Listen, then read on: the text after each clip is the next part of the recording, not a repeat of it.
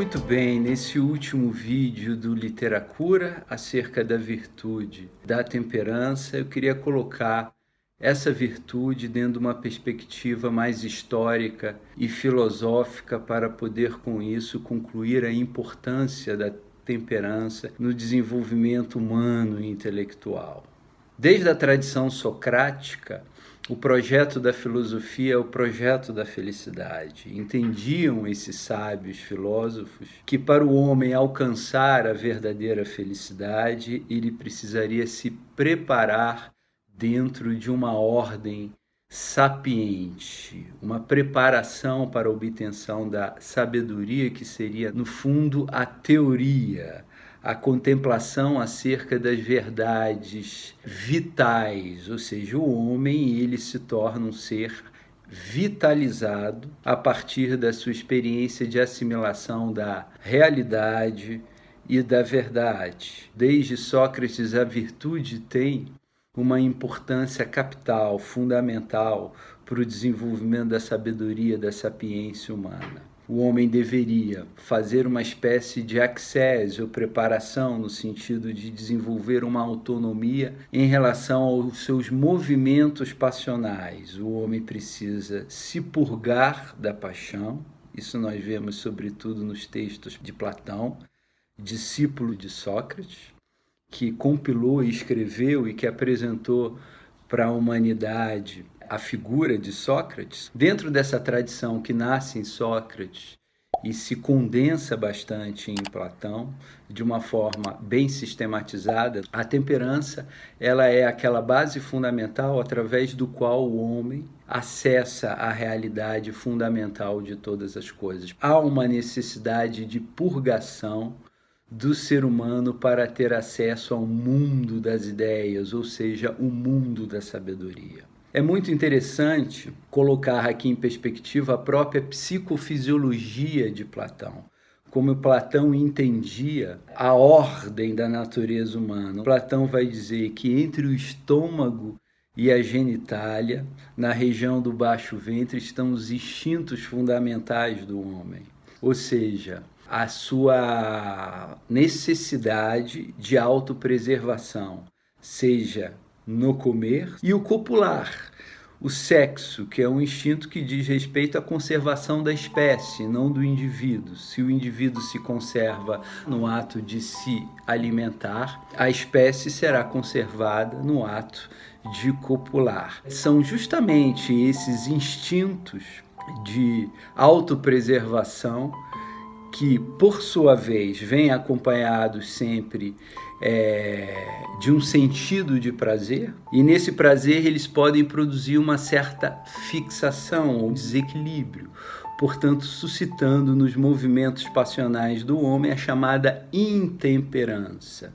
Quando o homem se reduz à sua parte instintiva e se fixa nela, a sua parte intelectual fica obviamente comprometida. Por isso Platão dizia que a parte superior a esses instintos, entre o estômago e a genitália, é a parte do peito, a parte do coração, que é o componente da vontade humana. A vontade deve ditar as regras, deve estabelecer um controle, deve puxar as rédeas dos instintos para que, ordenando os instintos, a vontade, que por sua vez, que é o coração, esteja plenamente apta a atender os movimentos da razão.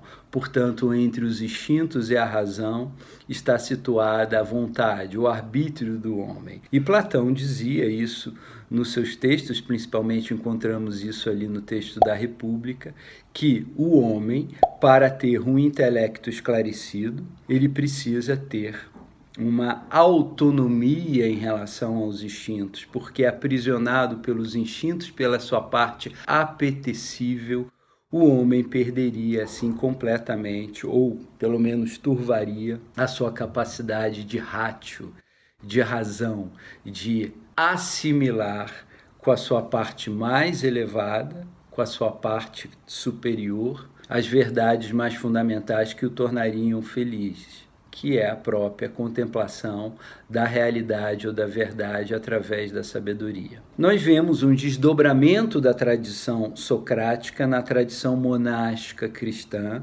e depois na escolástica. Os grandes santos doutores da tradição cristã, da catolicidade cristã, Santo Agostinho, muito tempo depois, cerca de 7 a 8 séculos depois, a figura de Santo Tomás de Aquino, os próprios autores da tradição oriental, ou Capadócia, São Basílio Magno, São Gregório Nazianzeno, Gregório de Nícia e muitos outros, toda a tradição monástica oriental e ocidental vai entender que o homem, para acessar a sua parte superior, ele precisa ter disciplinada e sob seu controle racional a parte inferior.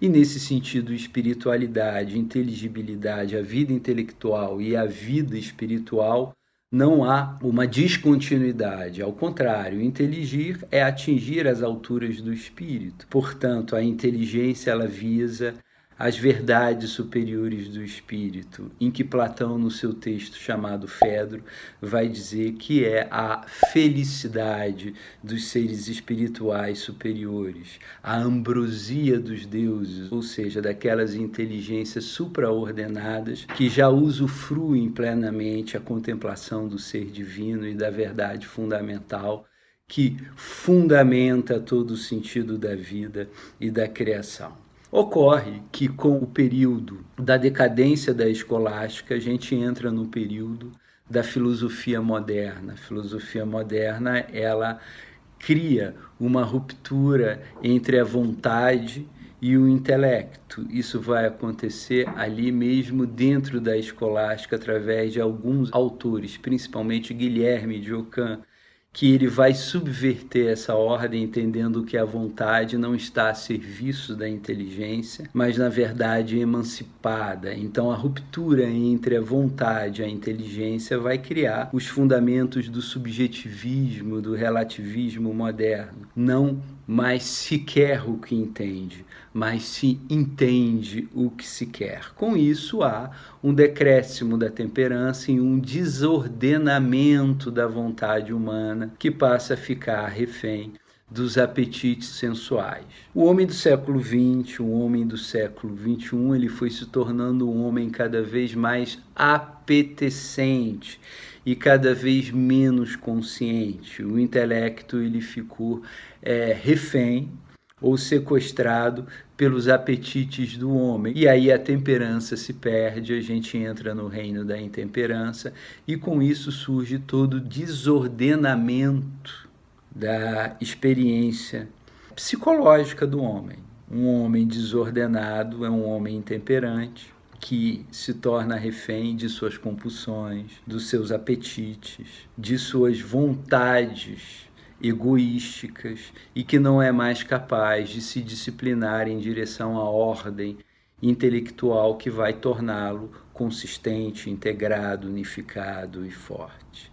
O homem se fragiliza nesse processo e ele não é mais capaz de ter autogovernabilidade, vivendo refém do seu mundo pulsional e permanentemente preso ao circuito das suas compulsões, seja no comer, seja no beber, seja no sexo, ou seja, é um homem prisioneiro dos seus apetites. E esse aprisionamento nos apetites vai gerar no homem uma espécie de embotamento intelectual. O homem ele pode continuar desenvolvendo uma inteligência técnica, chamada techné. Ele pode ser um grande engenheiro, um grande físico, um grande matemático, ter uma grande habilidade de raciocínio em todas essas ciências, mas, no entanto, ele não é mais capaz de enxergar com clareza a ordem do mundo, ele não é mais capaz de inteligir o sentido profundo das coisas, ele não é mais capaz de ter a visão, a apreensão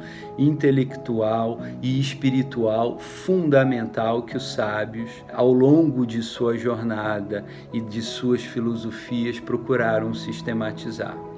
Portanto, a perda da temperança é a perda da vida intelectual.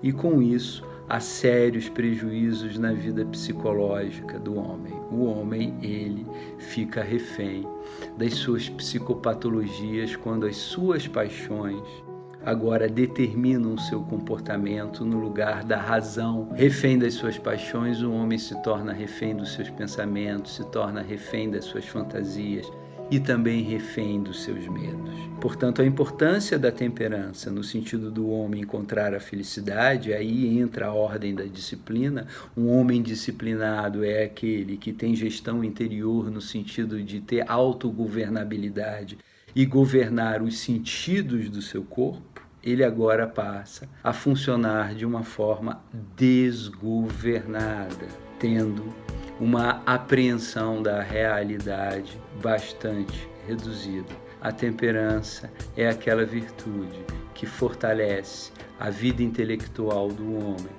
e coloca os seus instintos a serviço da razão. Curta um vídeo, assine o canal, comentem e até o próximo Literacura.